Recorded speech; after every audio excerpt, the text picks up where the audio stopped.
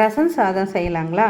அதுக்கு 1 டம்ளர் அரிசி, அதே டம்ளரில் 1/2 டம்ளர் துவரம் பருப்பு, இது ரெண்டுத்தையும் நல்லா கழுவி, இப்போ இது 1.5 டம்ளர் அளவு கணக்கு இல்லைங்களா, இதுக்கு 6 டம்ளர் அதே டம்ளரில் தண்ணி அளந்து ஊற்றி, கொஞ்சம் மஞ்சள் தூள், கொஞ்சம் எண்ணெய் இது விட்டு இதை நல்லா ஒரு 5 விசில் விட்டு வேக வச்சு எடுத்துக்கோங்க.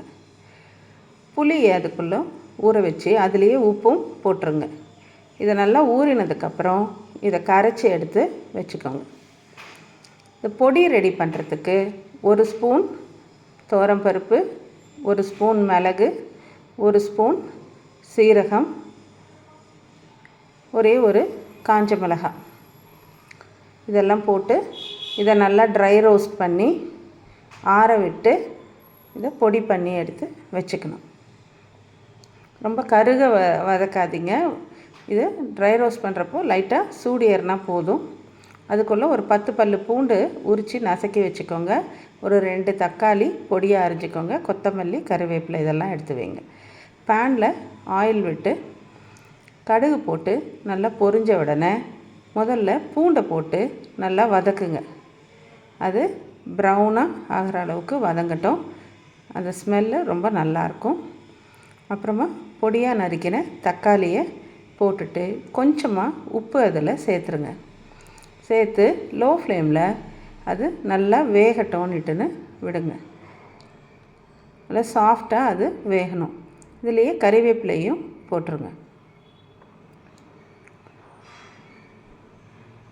இது நல்லா வதங்கினதுக்குள்ளே புளியை கரைச்சி வச்சுருப்பீங்க இல்லைங்களா, இப்போது அதை இதில் ஊற்றி லேசாக கொதிக்கட்டோன்ட்டுன்னு விடுங்க. இந்த புளி நல்லா கொதித்ததுக்கப்புறமா அதில் கொஞ்சம் 1 ஸ்பூன் பெருங்காயத்தூள் போட்டுருங்க.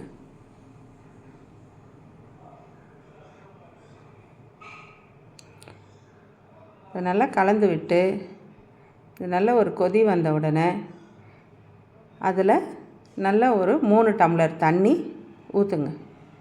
இது ஊற்றினதுக்கப்புறம் இது கொதிக்க வேண்டாம்.